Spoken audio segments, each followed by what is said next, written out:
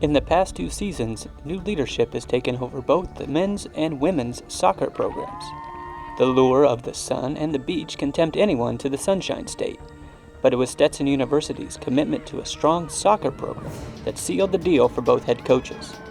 Obviously, the facilities, the support that the administration provides for the soccer program were significantly greater than I had experienced at my previous stop. And once you started talking to the administration and some of the people around the program and found out what they were willing to put into it to make it successful, I think it was the right place at the right time. Certainly I've been waiting for an opportunity to guide a program that I feel can be successful at a good level, and they provided that opportunity. The men's and women's teams both are relatively young, and that presented early challenges. As the season progressed, the maturity of the squads has impressed the coaching staffs. Well, I'm pleased. You know, one of the things we talked about right when I got here from day one was being able to compete in every match, talking about being a team that was difficult to play against, and certainly being in a game at the end of a game where you have a chance to win the game. And I think the progression's been very positive. You know, I think we're playing some of our best football right now, but I would say there's a very good buy-in to the way things should be done. And I think we're starting to see that both in our conference games as well as our out-of-conference games the last couple weeks.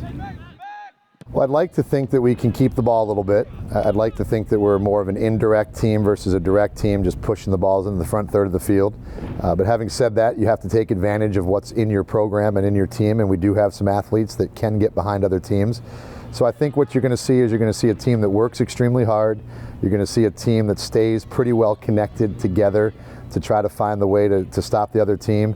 And when the opportunities come here at the ATC, certainly in the last couple games, we've been able to take care of those chances and score some goals. I think our seniors and our leaders on the team have finally started to find their voice and be able to exert some leadership, which has helped a great deal. I think the younger players have started to get used to the everyday rigor of Division I college athletics and what the standards are. And then I think playing a difficult non-conference season has prepared them somewhat for conference. You know, it's pressure-packed, significantly more so in conference than it is out of conference. But if you play cupcakes, I don't think you prepare your players for, you know, the nitty-gritty of conference. It's a fine line that you have to walk. I think you have to balance games in the non-conference. We accepted the Minnesota game because, you know, we've got a Big Ten institution that wants to come here and play us at home. I don't want to turn down a home game against a really good opponent. What those 2 games allowed us to do was to measure where we are against those kinds of teams, how much improvement our players need to do in order to compete with teams like that on a regular basis. And then we were also able to identify some things that we did well against them that we, after the game, were able to say, look, if we can do this against the Florida State, we can do this against anyone, because this is a team that's legitimately going to compete for a national championship. Both teams are pushing through the final matches of the regular season, building momentum for the Atlantic Sun Tournament. Certainly being in a good position for the conference tournament is very important. You want to position yourself in the top half of the league if you can. Certainly getting results on the road is important. Protecting your home field is very important. And I think if you can get into that top half of the league and have a home game or 2 in the earlier rounds, or if somehow you get to be the top 1 or 2 and things go your way, have all 3 of those games at home, you certainly have a much better chance of winning that event and putting yourself in a position to play in the NCAA tournament. For this past year, we said, listen, we finished 5th last year. We want to finish in the top 4. We want to be able to host a tournament game.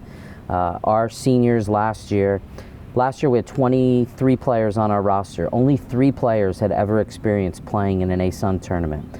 So for us, our goals are simple. We want to host an ASUN tournament game, and we want our seniors to leave, for every single player left in this program, a legacy of we won an ASUN tournament conference game. That will provide, I think, impetus, confidence, motivation for the group that they have left behind, that we can win the ASUN conference tournament. But you have to start by winning a game. And the ultimate on-the-field goals for the Stetson University soccer programs are championships.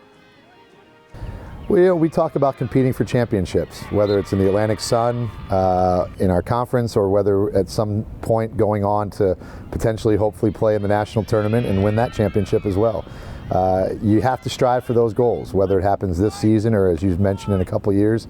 That's going to be the goal for the team, is to compete for and play for championships. And we're going to do a very good job with the players we have.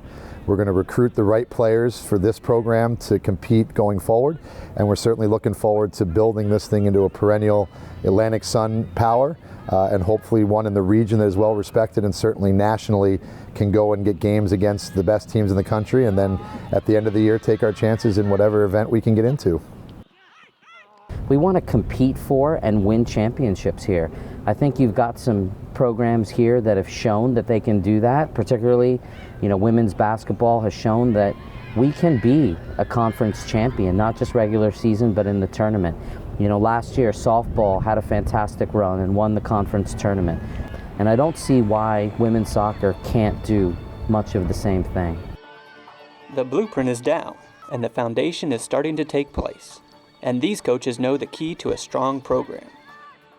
Well, I think if you talk to any college coach, they'll tell you the lifeblood of a program is recruiting. So on a regular basis, you have to bring in quality players and players that you feel like are going to make your program better. I would also argue with you that I think we're the best school academically in the state of Florida. So I think there's a lot of things that we can draw from that will excite young women, not just from all over the U.S., but internationally. Well, certainly you have to make the academic standards here at the university. It's a very, very good academic school.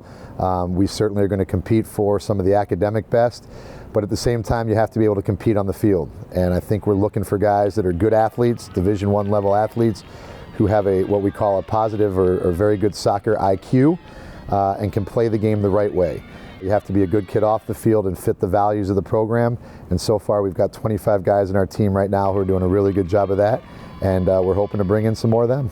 We have to make sure that we continue that pipeline, that we continue to attract players who maybe are better than the program has seen over the past few years. But then we also have a responsibility and obligation to make the players who are here better.